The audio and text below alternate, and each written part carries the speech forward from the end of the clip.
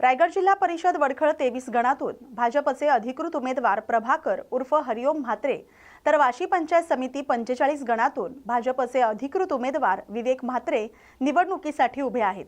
खारेपाटात दोन्ही उमेदवारांना कार्यकर्त्यांचा वाढता पाठिंबा पाहायला मिळतोय। माजी जिल्हा परिषद सदस्य प्रभाकर म्हात्रे येथील जनतेच्या सुखदुःखात नेहमीच हजेरी लावतात। तसंच त्यांनी खारेपाट विभागात स्वखर्चातून पाणी, रस्ते, लाईट व्यवस्था केली आहे, परंतु कधीही सोशल मीडियावर त्याची वाहवा केली नाही। घोडबंदर, जनवली, ठाकूरबेडी, लाखोले अशा भागात आठवड्यातून एकदा येणारं पाणी आता मुबलक स्वरूपात येत असल्याचं स्थानिक शेतकरी, व्यावसायिक, कामगार आणि नोकरदार यांनी सांगितलंय। जनता सुज्ञ आहे, कोणाच्याही भूलथापांना बळी पडणार नाही। आमच्या संपर्कात असणारा एकच हक्काचा माणूस म्हणजे हरिओम शेठ आहे, त्यामुळे प्रभाकर उर्फ हरिओम म्हात्रे हमखास निवडून येतील असं स्थानिक कार्यकर्त्यांनी सांगितलंय। या बातमीचा आढावा घेतलाय प्रतिनिधी किरण बांधणकर यांनी। हरिओम शेठ यांच्याबरोबर ते जिल्हा परिषदेला आणि आपण पंचायत समितीला निवडणुकीसाठी उभी आहात। इथल्या जनतेला आपण काय आवाहन करणार? पहिलेच तर मी भारतीय जनता पार्टी व महायुतीमध्ये आभार मानतो की आमच्यासारख्या युवा नेत्याला जर आज आम्हाला पंचायत समितीचा उमेदवारी दिल्याबद्दल मी पक्षाचे पहिले आभार मानतो भारतीय जनता पार्टीचे। व तसेच या विभागामध्ये जे बोलतात हरिओम शेठनी काही नाही केलं, हरिओम शेठची पार्टी नाही, तर मी त्यांना सांगतो तुम्ही डोळ्याचे चष्मा चेंज करून घ्या। या विभागात एवढ्या पाट्या आहेत ना की तुम्हाला मोजता येणार ना हरिओम शेठच्या पाट्या, एवढ्या पाट्या हरिओम शेठच्या या विभागामध्ये आहे। तसेच आज आपण या बोर्जे गावामध्ये ठाकूरबेडी इथं प्रचार करत आहोत। या ठाकूरबेडीची 1 कोटीची पाईपलाईन JSW मार्फत मी सरपंच असताना हरिओम शेठ आणि मी कंपनीमध्ये प्रयत्न करून आज इथे पाईपलाईन टाकलेली आहे। व इथे जो टँकर आहे या लोकांचे हाल होते। आज यांना पार घोडाबंदर पर्यंत पाणी जातो। लोक जे अपप्रचार करतात हरिओम शेठनी काही नाही केलं, अरे हरिओम शेठनी भालला पण पाणी दिलंय, सिरकी साईडला पण पाणी दिलंय, अरे इकडे पण पाणी दिलंय, घोडाबंदरला पाणी। अरे तुम्ही केलं काय? तुम्ही होतात कुठे आणि राहतात कुठे हे पहिले विचार करा। आम्ही इथले स्थायिक आहेत, आम्ही इथेच राहतोय, तुम्ही राहता बाहेर आणि इकडे मत मागायला येतात। तुम्ही लोकांसाठी काय काम करणार? आम्ही इथले तळागाळातले कार्यकर्ते आहोत व तसेच जनतेने आमच्याकडे बघून हरिओम शेठ म्हात्रे जिल्हा परिषदेसाठी व पंचायत समितीसाठी मी स्वतः उभा आहे, तर आमच्याकडे विश्वास ठेवून जनतेने आम्हाला चांगला कौल दिलेला आहे। निश्चितच त्यांचा कौल आम्ही याच्या मतांनी आघाडी घेऊन आम्ही निश्चितच या मतदारसंघात विजयी होऊ व तसेच या लोकांचे जे प्रश्न आहेत ते आम्ही मार्गी लावण्यास एकजूट राहू। असं आहे की मागील 5 वर्षापूर्वी जो इलेक्शन झाला जिल्हा परिषद पंचायत समिती, त्यामध्ये आमच्या या खारपट्टी विभागाने बहिष्कार टाकला होता। बहिष्कार यासाठी टाकला होता की पाणी प्रश्न आणि रस्त्याचा, या आजपर्यंत आम्हाला पाणी या गावात येत नव्हता। टँकरने किंवा आम्हाला वडावपर्यंत जवळजवळ 4-5 किलोमीटर डोक्यावर पाणी वाहून आणायला लागायचं। त्यामुळे आम्ही बहिष्कार टाकला आणि बहिष्काराच्या टाकल्यानंतर या विभागात हरिओम शेठ हे निवडून आले जिल्हा परिषदमध्ये। आणि जिल्हा परिषदेच्या जेव्हा निवडून आले त्यावेळी आम्ही त्यांना भेटून आमची समस्या सांगितली की असा पाण्याचा प्रश्न आहे, रस्त्याचा प्रश्न आहे। त्यांनी स्वतःहून खर्चाने आम्हाला वर्षभर टँकर पाणी पुरवठा केला आणि रस्त्याचे जे खड्डे पडले होते त्यांनी स्वतः पावडा घेऊन स्वतः बुंदलेत। आणि त्यामुळे त्या आमच्या विभागातील सर्व इतर कुठल्याही पक्षाची लोक एक असा विचार केला की हरिओम कुठल्याही पक्षाचा विचार न करता आपण एक हरिओम हा ब्रँड ठेवून त्या हरिओमला एक ठोकी मतदान करायचा। आणि आता काय झालं की केंद्रामध्ये मोदी सरकार, महाराष्ट्रामध्ये देवेंद्र सरकार आणि आमच्या आता खासदार धैर्यशीलदादा पाटील, आमदार रविशेठ पाटील हे एकाच प्रवाहातील लोक असल्यामुळं आता हरिओम शेठ सुद्धा भाजपचे आहेत आणि आता विवेक म्हात्रे सुद्धा भाजपचे, आणि म्हणून एक प्रवाहाने आम्ही एक संघाने सर्व एक खुशीने या खारेपट्टीतील सर्व शेतकरी, सर्व शेतमजूर हरिओम शेठ यांच्या पाठीशी, विवेक म्हात्रे यांच्या पाठीशी ठामपणे उभा आहे आणि बहुमताने निवडून आणण्याचा आम्ही कट रचलेला आहे। भंडारा जिल्ह्यातील लाखादूर तालुक्यामध्ये येत असलेल्या कोच्ची इथं मुख्यमंत्री ग्राम समृद्ध पंचायत राज कार्यक्रमांतर्गत ग्रामपंचायतीच्या वतीनं भव्य 3 दिवसीय जिल्हास्तरीय क्रीडा आणि कला महोत्सवाचं आयोजन करण्यात आलंय।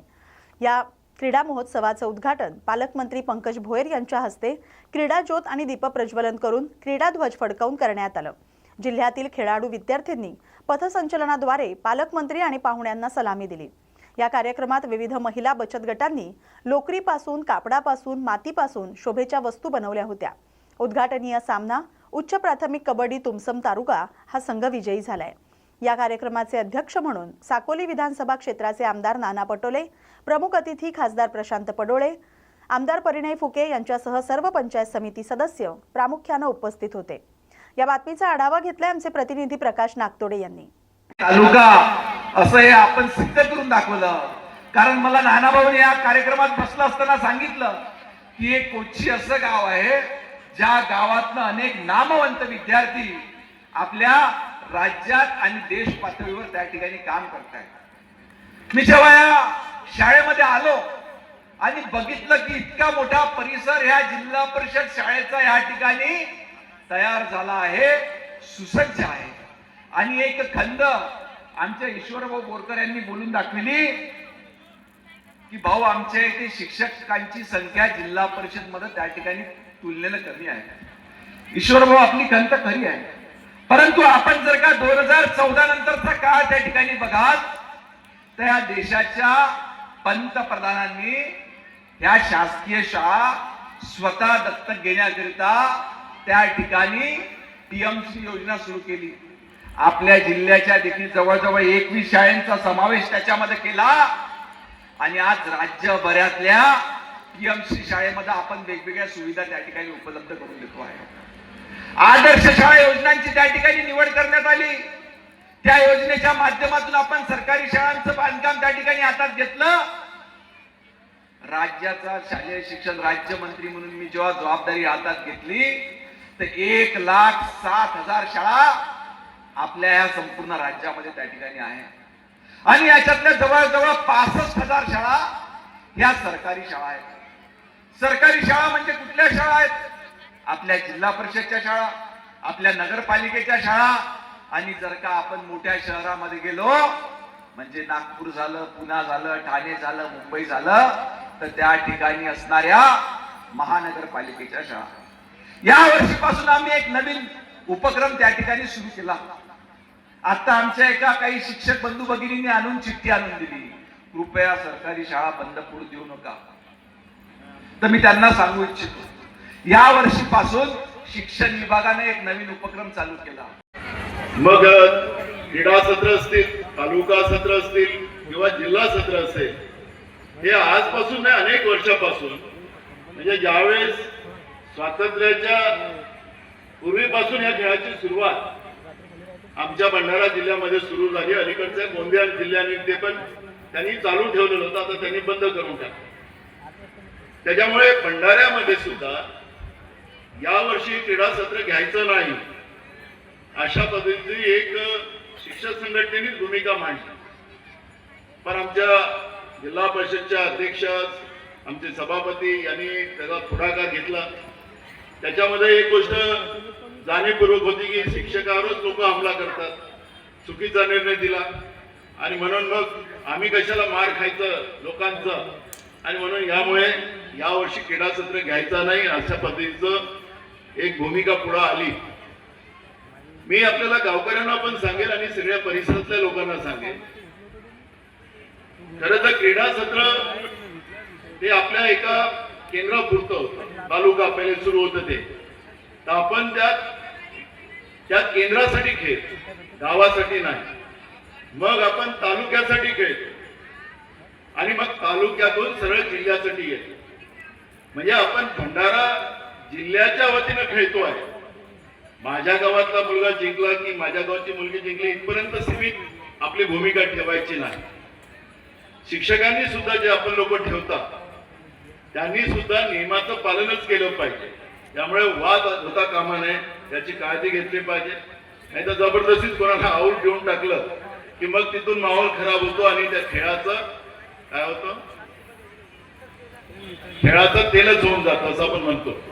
तर तशा पद्धतीची परिस्थिती होता कामा नये, आणि हा पुन्हा विचार येता कामा नये की आम्हाला आता क्रीडा सत्र घ्यायचंच नाही असा विचार आता पुन्हा आपल्या जिल्ह्यामध्ये शिक्षक संघटनेने सुद्धा डोक्यात आणावं नाही।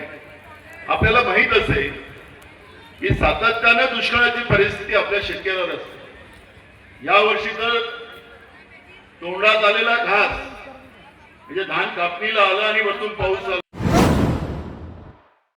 जालना इथं वंचित बहुजन आघाडीचे युवा जिल्हाध्यक्ष विजय लहाने यांनी जालना जिल्ह्याच्या जिल्हाधिकारी आणि पोलीस अधीक्षक यांची भेट घेतली आहे। जालना जिल्ह्यातील पुणेगाव इथं 23 जानेवारी रोजी एका महिलेला गावगुंडांनी अमानुष मारहाण करत तिची छेड काढली होती। याचा व्हिडिओ सोशल मीडियावर व्हायरल सुद्धा झालाय।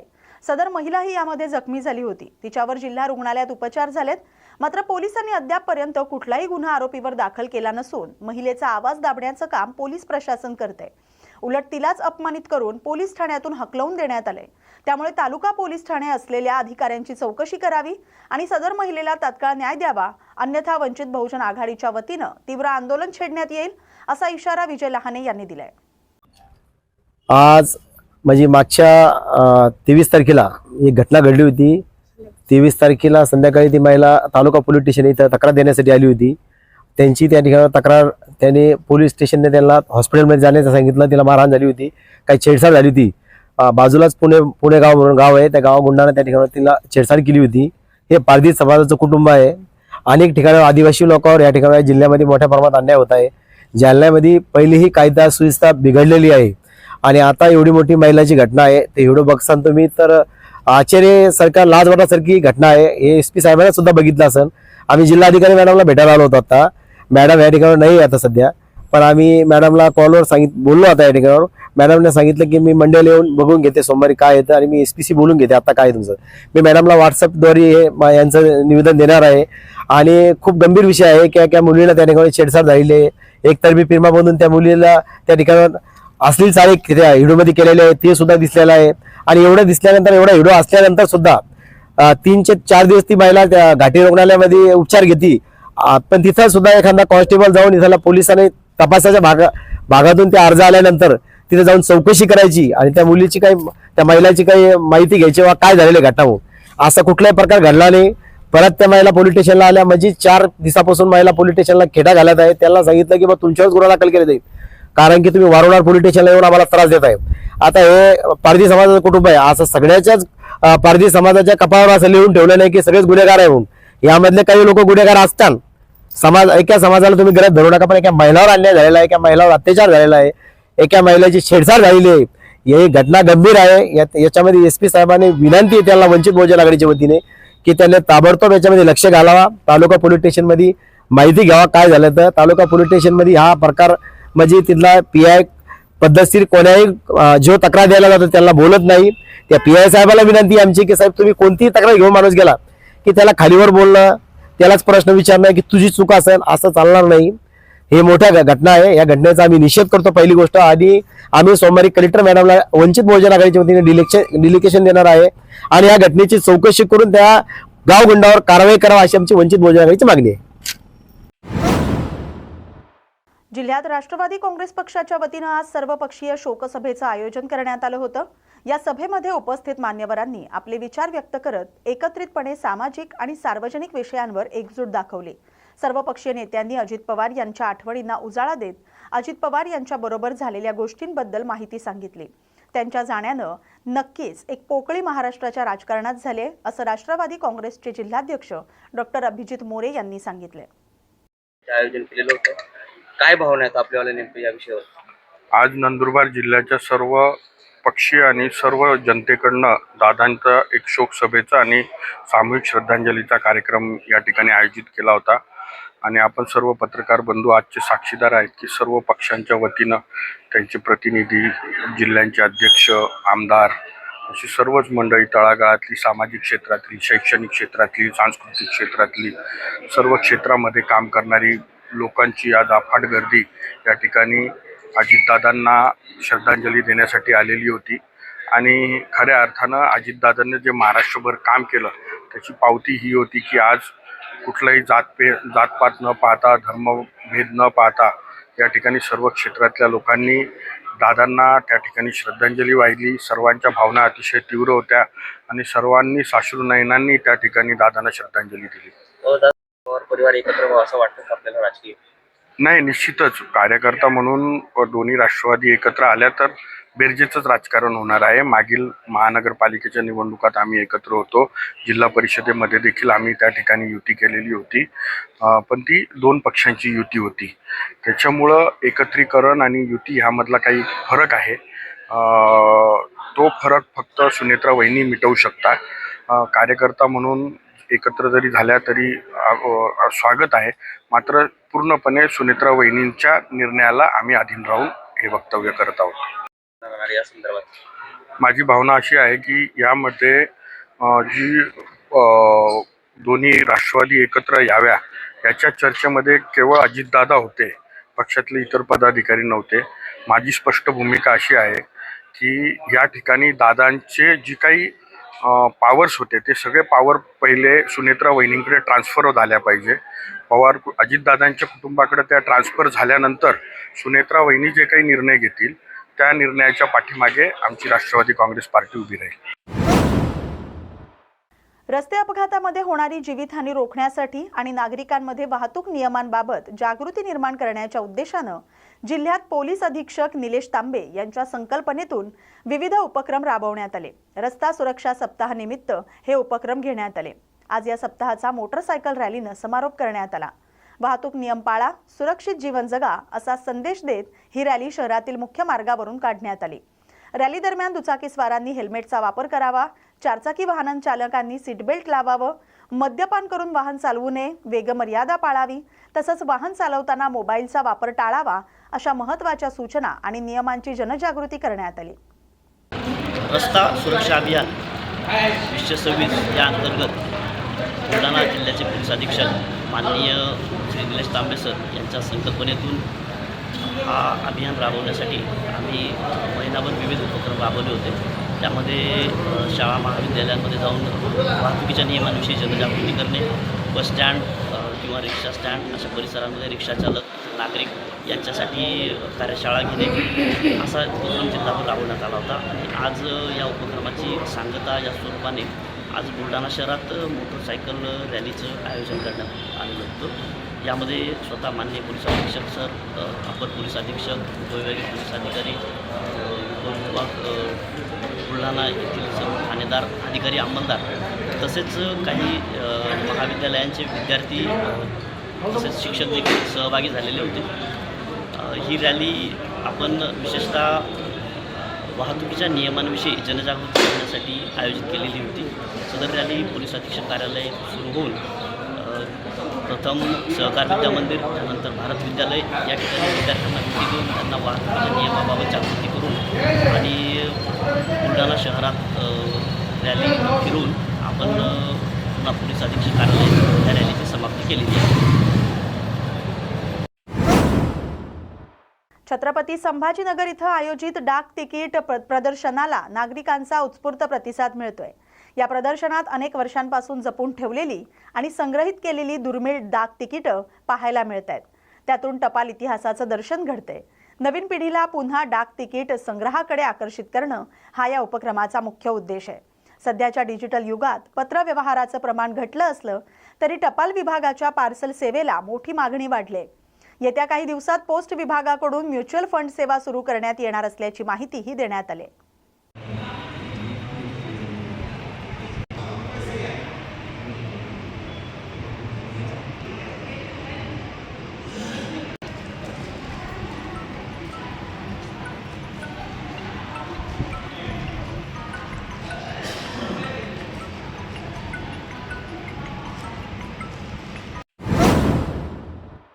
जंजिरा मुक्ती संग्राम दिन मुरुडमध्ये उत्साहात साजरा करण्यात आला. या निमित्तानं मुरुडच्या नगराध्यक्षा आराधना दांडेकर यांच्या हस्ते ध्वजारोहण करण्यात आलं.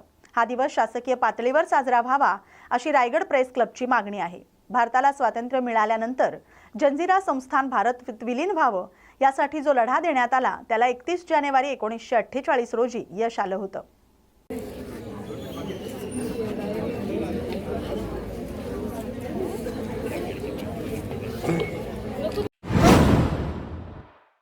बुलढाणा शहरात भटक्या कुत्र्यांनी अक्षरशः धुमाकूळ घातलाय. एकाच दिवशी 6 लहान मुलांवर हल्ला करून त्यांना जखमी केल्याची धक्कादायक घटना घडली.